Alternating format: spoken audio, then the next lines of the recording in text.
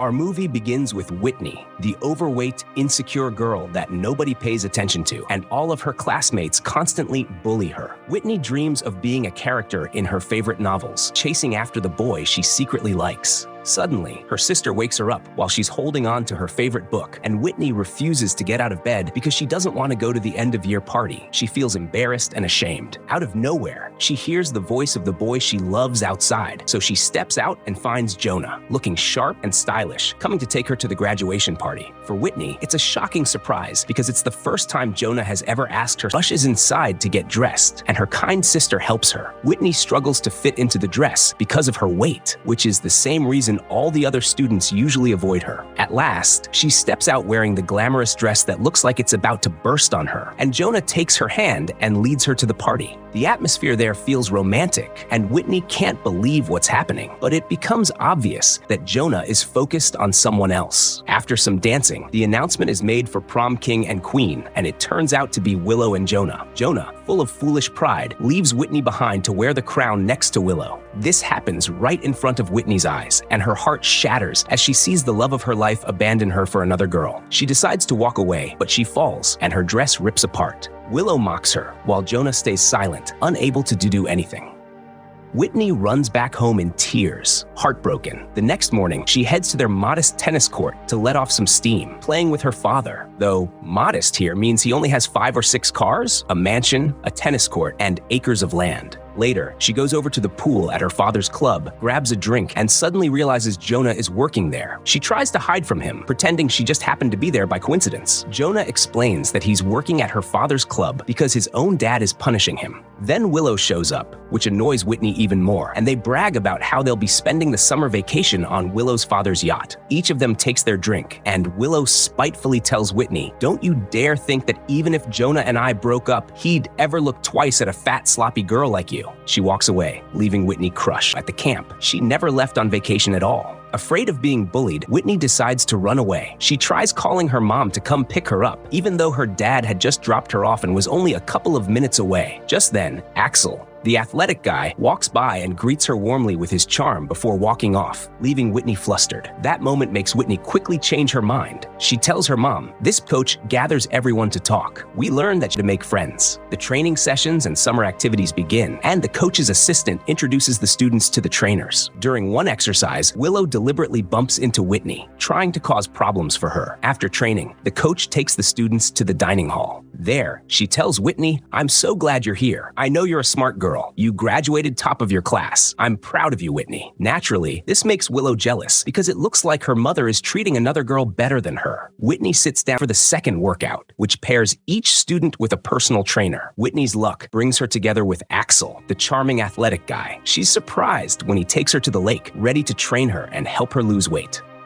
He starts giving her instructions and guidance. But then another female coach shows up, and we find out she's Axel's girlfriend. She pulls him away with her to go by at camp until one day it's time for tree climbing lessons. Most of the students are terrified, even though the coach encourages them, telling them they must face their fears and be strong. The shock comes when Whitney is chosen to go first. She straps on her safety harness, ties into the rope, and begins her climb. In her mind, she transforms into her book's heroine, Arabelle, and she manages to climb, ascend, and shine, astonishing everyone watching. Unfortunately, when she reaches the top and is supposed to make the final jump, she falls because of her weight. But when she lands, everyone applauds her because she didn't give up and kept going all the way. One day, as the days pass, the challenge is fierce, full of struggle and competitiveness at the highest level. Willow falls first, and unfortunately, Whitney falls right after her. After the training, Axel checks on Whitney and tells her to come so he can give her first aid. He takes her to his room and takes care of her with genuine kindness. To Whitney's surprise, she sees that he's reading her favorite novel. Even more surprising, Axel praises the book, saying it's the best story he's ever read. What amazes her even more is that Arabelle is Axel's favorite character. When Whitney asks him why, he explains it's because Arabelle has a determination that no one can ever break. Whitney admits that ever since she read the novel, she's often felt like Arabelle herself. Just as romance is about to spark between them, Axel's girlfriend, the coach, suddenly shows up. Embarrassed, Whitney leaves the room and sneaks away, though she listens in on them, which isn't the right thing to do. Later, Whitney goes to lunch with her friends. There, they overhear Willow mocking Whitney again. This time, Whitney has had enough. She grabs a glass of juice and pours it over Willow's head, and all the students burst into laughter. Willow, of course, doesn't back down and retaliates, starting a wild, destructive food fight. It's an all-out battle that devastates everything in sight. The trainers rush in, and Axel tells the students they'll have to clean up the mess themselves or face consequences. Later that night, Martina speaks with Whitney, hinting at Axel and pointing out that it seems she might have feelings for him.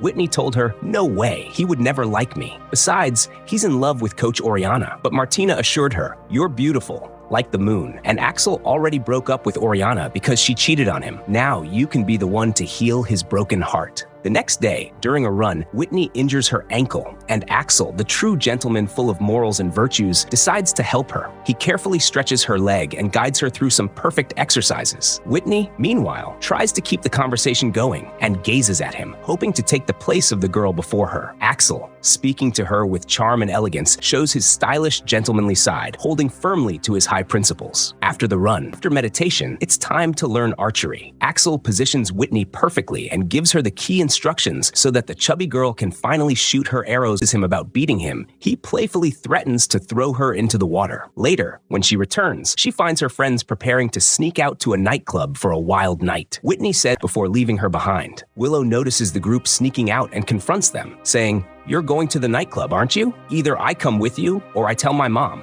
Whitney wanted to refuse, but when Willow pretends to call her mother, they have no choice but to let her join.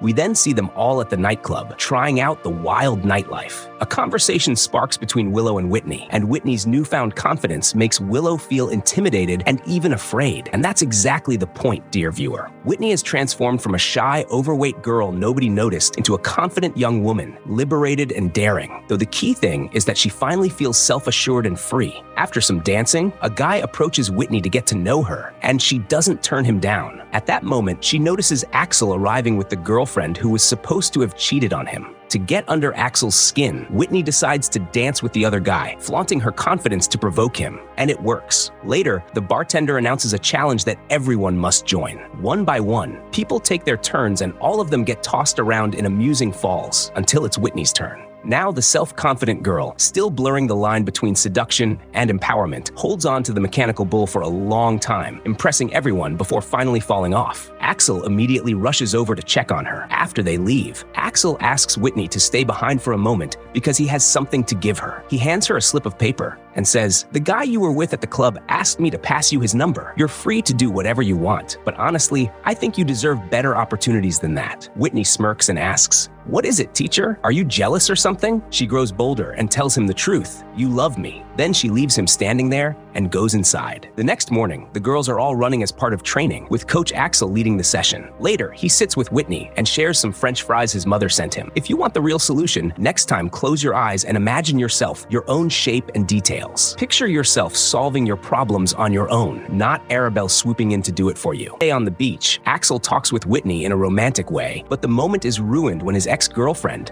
the one who cheated on him, shows up. Axel quickly stands and distances himself, not wanting her to think he's dating a younger, overweight girl. Without running and stops at the beach, she suddenly decides to dive into the water completely bare, just as she was born. Unfortunately for her, Axel shows up to check on her. Thinking she's drowning, he jumps in and pulls her up, making sure she's safe. In the process, he panics, believing he's lost his necklace. Whitney, with grace and determination, manages to retrieve it for him. Afterward, they sit by the fire to warm themselves, and Axel opens up about his father, a colonel, a man of principles and values who inspired his love for sports and his desire to help people. He told her that life isn't just me. She felt deeply flattered and shy at his words. But as their conversation drew to a close, Axel admitted, "I just got out of a relationship, and I'm not sure about what we have." Whitney's heart sank, and she pulled away. He tried to make amends, but she snapped, "To you, I'm just some silly, naive girl you're using to move on. I'm nothing more than a rebound. You're treating me like a distraction, a way to forget her." She added that she knew he'd been using her to get back at his ex, then left him and walked away in tears. Back in her room, she cried only to run into Willow. The two clashed because Willow didn't want her to leave. Whitney confessed, "I thought I would change when I came to a place like this camp, but clearly I failed." Willow replied, "On the contrary, you're better than all of us. I want you to forgive me, Whitney." When Whitney asked why she had treated her so badly, Willow answered, "Because you deserve better, Whitney. You deserve someone who loves you exactly as you are." She even revealed that she had broken up with Jonah, calling him shallow and foolish. With her words, Willow convinced Whitney to stay at camp. Later, when the head coach finished addressing the group, Axel approached Whitney. He apologized and told her, "You're beautiful, Whitney. You don't need to lose weight, and you don't need to try so hard to impress any man." Then he walked away, leaving her in thought. The girls soon rushed off to practice their favorite activity, running. As Whitney ran, she envisioned Arabelle running beside her until suddenly the image faded away. For the first time, Whitney felt she had let go of that crutch and had finally become herself. As camp days come to an end, Whitney home with her father, her mother tells her, "Sweetheart, you've wedding day." Whitney dresses in an elegant gown, beautifully styled, and manages to encourage her nervous sister, who is too shy to walk out in front of the guests. Together with their father, they escort her out. That evening, the guests are all enjoying themselves, and Whitney's camp friends are present too. Jonah, her old crush, is there as well. But this time, she pays him no attention. Whitney stands to give a toast. She says, "I used to be a silly, naive girl who thought appearance was everything. I believed I had to change my body and lose weight to be beautiful and attract handsome guys. But what I discovered is that we need to change on the inside before we ever worry about the outside. Character matters far more than looks. I used to be afraid of how I looked, but one day, someone told me that fear brings out the worst in people. Yet good people can turn that fear into something positive, bringing out the very best in themselves." As she finishes her words, she sees Axel arriving at the wedding. She goes to him, and he tells her, "I've realized I truly love you, Whitney. You're not just someone I used to get over my past. You're smart, talented, and you have a beautiful soul. I love you, Whitney." The film closes with Whitney and Axel dancing together at the wedding, while Jonah stands alone, ignored and forgotten. A true story with a lesson to remember.